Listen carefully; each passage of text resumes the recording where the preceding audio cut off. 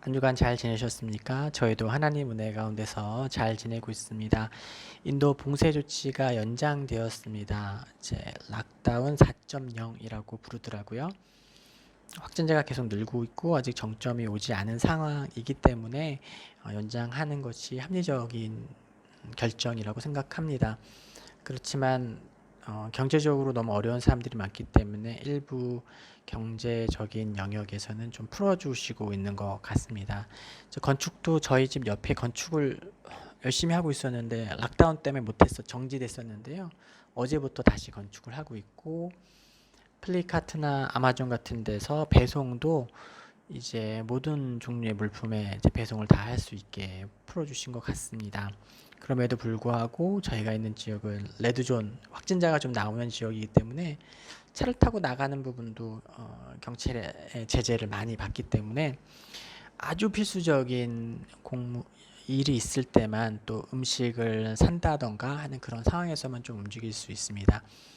저도 밖에 차를 타고 한 번 나가봤는데 대부분의 가게가 문을 닫아 있더라고요. 그래서 아직은 인도가 회복이 되려면 시간이 좀 필요한 것 같습니다. 이런 어려운 상황 가운데서도 또 구제헌금으로 이렇게 나눠주시는 분들이 있으셔서 저희는 이제 교회를 중심으로 주변 분들에게 이렇게 구호식품을 나눈 일을 조심스럽게 크지 않은 규모로 하고 있고 또 새롭게 들어온 재정이 있어서 또 새로운 방식을 통해서 또 나누려고 하고 있습니다. 한국도 경제가 너무 어려운데 이럴 때도 나눠주시는 분들이 있다는 걸 보면서 참 선교사라고 나와 있지만 오히려 고개가 숙여지는 것을 느끼게 됩니다. 고개가 숙여집니다. 대단하십니다. 얼마 전에 존 파이퍼 목사님이 코로나 바이러스 사태에 대해서 이제 책을 한 권 쓰셨습니다. 그게 이렇게 무료로 거의 배포가 되었고 한국에도 번역되었는데요. 코로나 이 사태가 가지고 있는 그리고 그것을 통해서 하나님이 하고 계신 일들에 대해서 아주 노 목회자께서 또 코로나19 바이러스에 가장 취약한 계층이시죠. 나이가 많으시고 폐질환을 앓으셨고 건강이 좋지 않으신 분이기 때문에 어쩌면 이것이 마지막 저술이 될 수도 있겠다는 느낌으로 글을 쓰셔서 그것을 읽으면서 참 대단한 정말로 힘 있는 설교자 였던 존 파이퍼 목사님 떠올리면서 너무 이렇게 늙으시는 모습 보면서 좀 마음도 아팠고요. 하지만 그 가운데서도 이 세계적인 질병과 유행병 가운데서도 하나님의 주권이 무엇인지 이야기하시고 또 이런 상황 가운데서도 하나님께서는 세계 선교의 문을 더 크게 여실 거라는 믿음으로 몇 가지 이야기하신 것을 봤습니다. 제가 기대했던 것처럼 어떤 논리적인 근거를 가지고 얘기하시기보다 믿음을 가지고 말씀하셨어요. 사실은 당장 눈에 들어가는 현실로는 선교사들이 이제 한국으로 이제 본국으로 돌아가고 있고 대부분의 활동을 정지해야 되는 이런 상황이죠. 오히려 이제 선교가 멈춰지는 것 같은데 그럼에도 불구하고 하나님은 이 일을 사용하셔서 전 세계에 복음을 전하실 거다, 더 크게 전하실 거다라고 선포하고 계시죠. 나는 어떤 근거가 있나 이렇게 해서 좀 봤었는데 그런 게 없더라고요. 그냥 이렇게 제너럴하게 일반적으로 성경에도 뭐 에소서도 그런 내용이지 않습니까? 네. 위기인 줄 알았는데 오히려 위기가 변해서 큰 복이 되는 상황.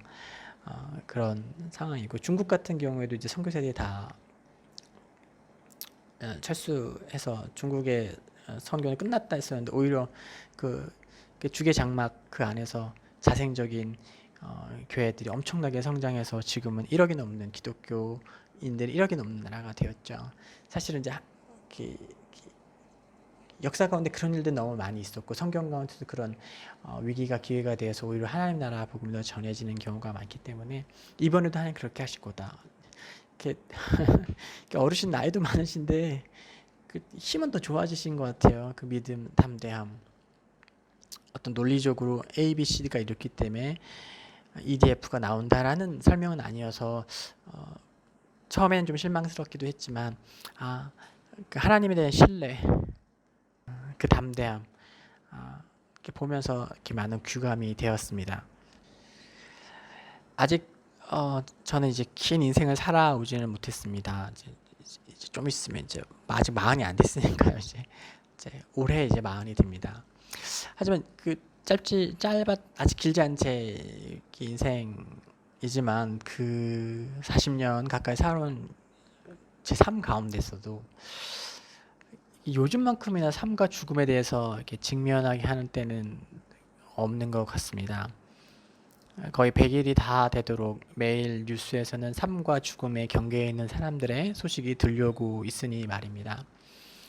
중국 우한에서 시작됐던 바이러스가 한국을 덮치고 유럽과 미국을 뒤엎더니 이제는 인도에서도 매일 5,000명 넘게 확진자가 늘고 있습니다. 처음에는 먼 나라의 일이었던 것이 내 고국의 일이 되었었고, 이제는 제가 살고 있는 이 거리에서 일어나고 있는 일이 되어버렸습니다.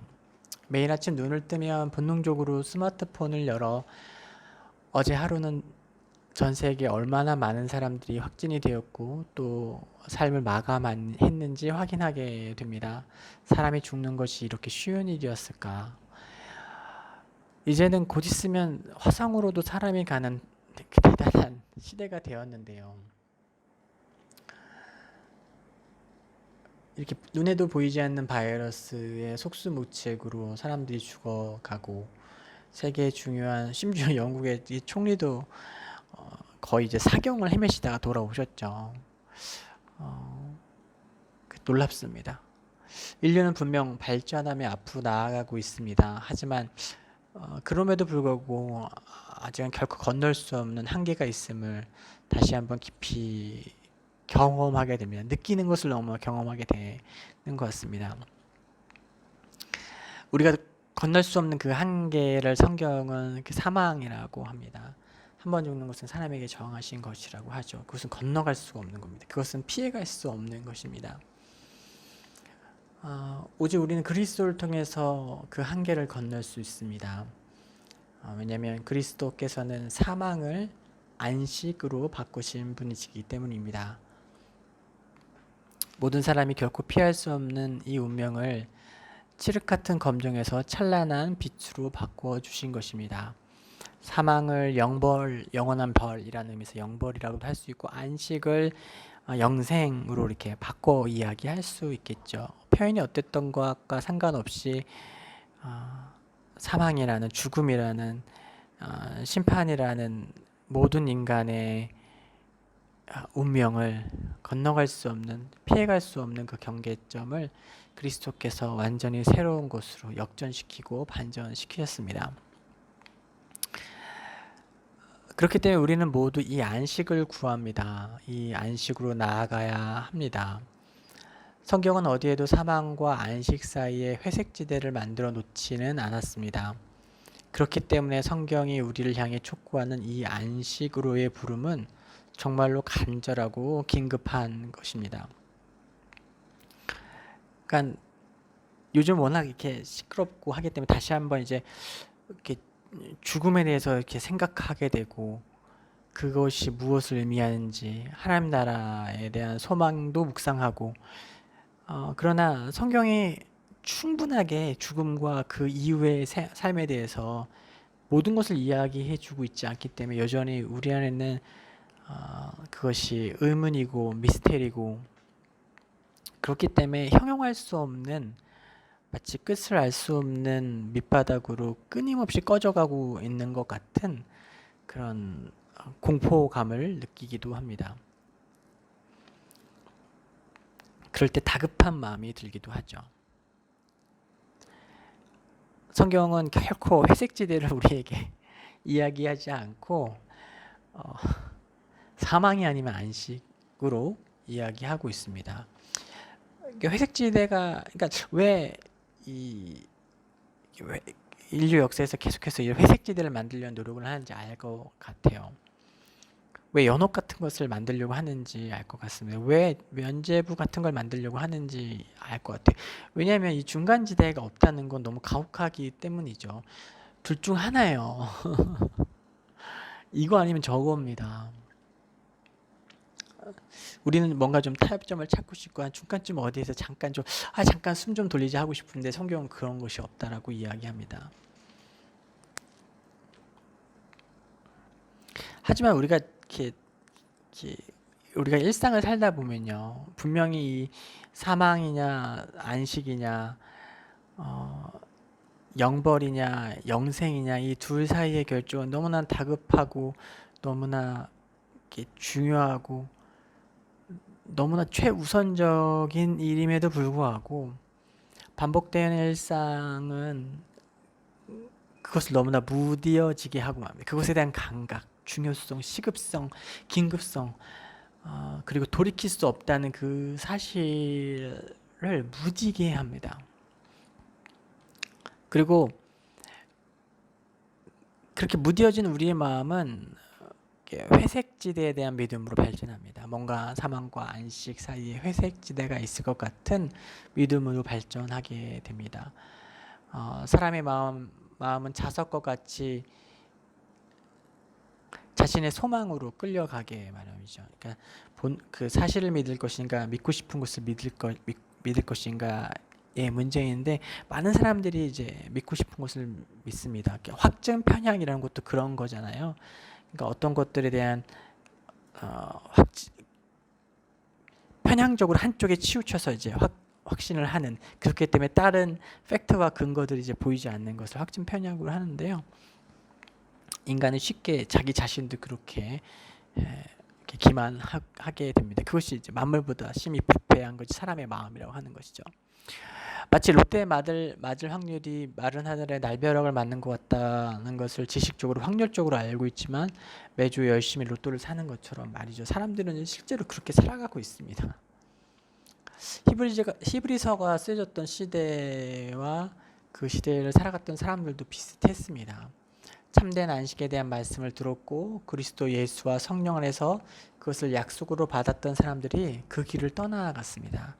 근데 이 길을 떠나갔다는 게 떠나간다는 게 어느 날 이렇게 선포하는 식이 아닌 거예요. 난 이제부터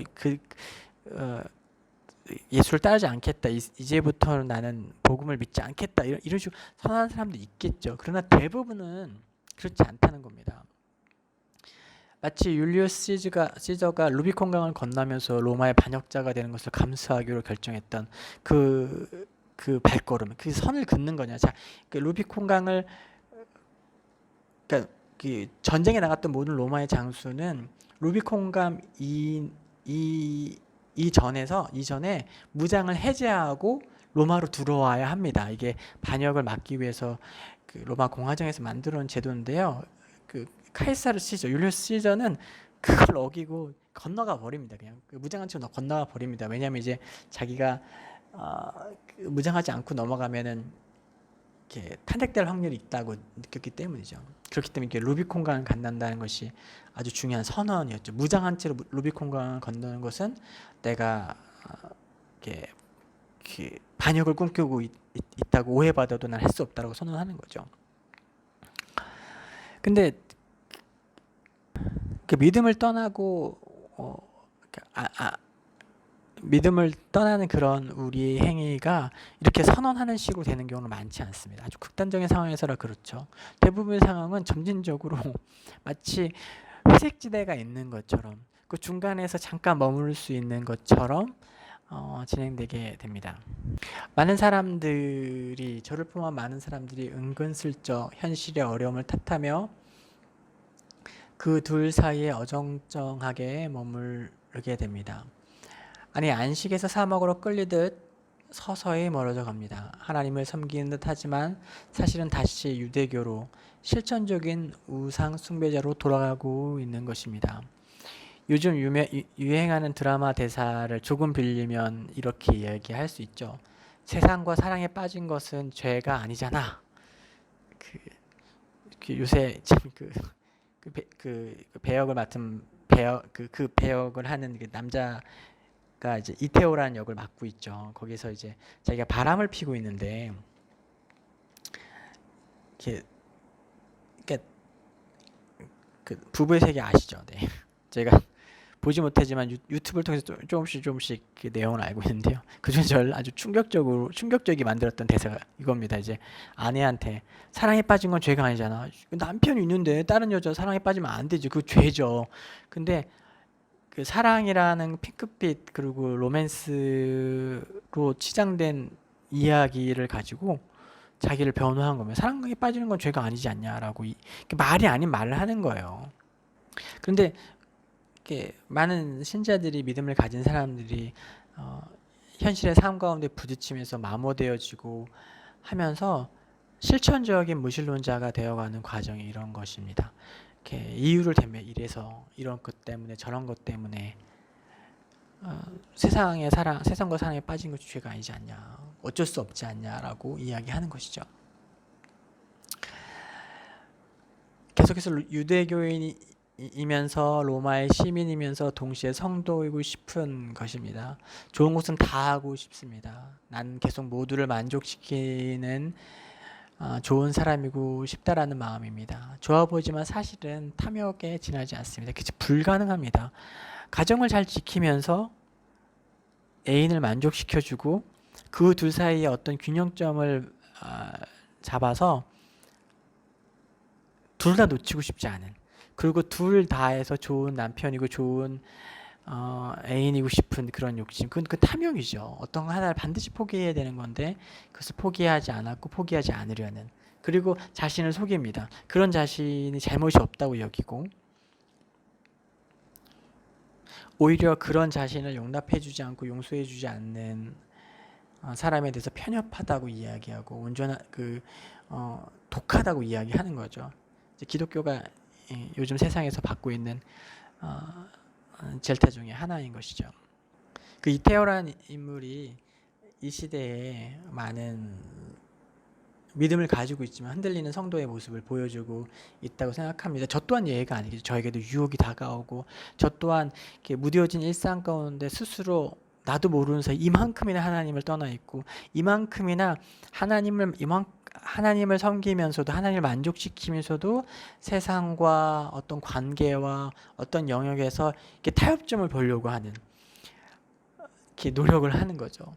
그런데 그런 노력을 하는 우리에게 성경 히브리서 기자가 오늘 이게 히브리서 4장에서 무슨 얘기를 하고 있냐면 그 유명한 말씀입니다. 하나님의 말씀은 살아있고 힘이 있어 어떤 양날강보다 더 예리하다. 사람의 마음을 꿰뚫어 혼과 영을 갈라내고 관절과 골수를 갈라놓기까지 하며 마음에 품은 생각과 의도까지 다 드러낸다. 우리가 어물쩡 아무런 기준이 없는 것처럼 도망가려고 하고 뭉개려고 하고 애매한 회색지대에서 이게 합리적이지 않냐 라고 이야기하고 싶은데 성경은 그렇지 않다고 얘기합니다. 성경은 우리의 마음의 의도와 동기까지도 다 드러내 버립니다. 이건 어떤 거냐면 안식과 사망을 구분하게 될 심판대가 있을 거 아닙니까? 우리는 마지막에 심판대 앞에 서게 되고 그 심판대 앞에서 하나님의 판결에 따라서 영원한 안식으로 나아갈지 아니면 영원한 사망, 영벌로 갈지 정해지게 됩니다. 그때 하나님 앞에서 숨겨진 것이 아무것도 없습니다. 흔한 말로 그 생명책에 기록되어 있는 모든 내용들이 낱낱이 드러나게 된다는 것이죠. 그런데 말씀 앞에 섰을 때 우리가 그렇게 된다는 것입니다. 말씀이 우리에게 그것을 비춰주고 판단하게 된다는 거죠. 어물쩡하게 느끼지 않고 도망치고 싶고 외면하고 아닌 것처럼 모르는 것처럼 들리지 않는 것처럼 하려고 애쓰는데 하나님의 말씀은 살아있고 능력이 있기 때문에 우리 마음의 모든 동기 이걸 다 드러낸다는 거죠. 단지 하나님 앞에서만 드러내겠습니까? 우리 자신에게도 그 말씀은 그렇게 역사하여서 무엇이 옳고 그른지 우리의 숨은 열망과 탐욕과 그 밑바닥에 깔려있는 둘 다를 취하고 싶은 세상과 사랑에 빠진 건 죄가 아니잖아 라고 궤변을 늘어놓고 있는 우리의 모순을 우리 자신에게 고발해 줄 수 있는 것입니다. 히브리서 기자는 고민하고 있고 흔들리고 있고 이미 실천적으로 하나님을 떠나서 과거로 돌아가려고 하는 많은 성도들과 흔들리고 있는 성도들에게 말씀을 대안으로 제시하고 그 말씀 앞에 서기를 강권하고 있습니다. 과거에 불순종했던 사람처럼 불순종의 길을 가지 말고 하나님 앞에 우리에게 주어진 이 복음 앞에 머무르자. 말씀이 우리를 그렇게 해줄 수 있을 거다. 요즘으로 얘기하자면 이제 이태호 같은 그 드라마에 나온 이태호 같은 양다리 걸치는 회색지대에 머무르고 싶은, 그러나 자기는 좋고 선량하고 나이스하고 친절하고 양쪽 모두에게 잘하는 사람을 잊고자 하는 말도 안 되는 욕망, 지나친 탐욕이죠. 그 탐욕에서 그 탐욕을 갖고 있는 스스로를, 우리 자신을 이렇게 드러내 보이신다는 것입니다. 또 성경은, 히브리서 기자는 거기에서만 멈추는 것이 아니라 말씀이 우리를 고소하고 말씀이 우리를 드러내고 말씀 안에서 우리가 어물쩍 뭉개려고 하는 것이 명확해진다는 것을 대안으로 보여주면서 우리가 그 말씀 가운데 나아가야 되는 것을 보여주고요. 거기서 멈추지 않고 또 하나를 제시합니다. 그것이 무엇입니까? 우리에게는 대제사장 예수 그리스도, 그분은 우리의 연약함, 우리의 부족함, 우리의 조악한 심령, 이것들을 인간의 육체를 입고 그 마음을 경험하셨고 실제로 그 유혹을 실제로 겪어서 아시는 분이기 때문에 우리를 도우신다는 겁니다. 이미 선하신 그분의 말씀을 통해, 우리 안에 내주하게 하신 성령을 통해 오늘도 우리를 어정쩡해서 좋은 어떤 회색지대 어딘가가 아니라 환히 드러나 숨길 거 없는 영광의 빛으로 우리 주님께서 우리를 인도하시고, 우리가 용기가 없을 때, 우리가 힘이 없을 때, 우리가 지혜가 부족할 때 자기 자신에게 기만당한 우리를 이끌어 주시고 그 영광의 자리, 그 빛의 자리, 숨길 것 없고 도망칠 것 없는 그 자리로 주님께서 우리를 이끌어 주시고 안아 주신다는 말씀입니다. 주님께서 오늘도 당신의 그 말씀으로 나를 비추시고 내 마음 깊은 곳의 탐욕과 연약함과 자기 기만과 이 모든 악한 것에서 나를 고발해 주시고 나를 드러내 주셔서 무엇이 옳고 그른 것을 분별할 뿐만 아니라 그 분별된 지식 안에서 용감하게 행할 수 있는 그 힘과 능력마저 주님께서 주시기를 소원합니다. 코로나19 바이러스로 많은 두려움과 어려움과 아픔이 있습니다. 그러나 여전히 우리에게 가장 필요한 것 예수 그리스도이심을 믿습니다. 오늘도 우리에게 주신 그 말씀을 붙잡고 또 오늘 우리와 임마누엘 하시는, 함께 하시는 예수님 안에서 새 힘과 새 능력 받아서 세상을 이기며 세상과 타협하지 않는, 때로 넘어지고 또 타협한 모습 때문에 아파할지라도 우리를 용납하시는 그분 앞에서 다시 회복할 수 있는 힘과 능력 가지시기를 주님의 이름으로 축복합니다. 한 주간 잘 지내시고요. 다음 주에도 하나님 말씀 가지고 여러분 찾아뵙도록 하겠습니다. 사랑하고 축복합니다.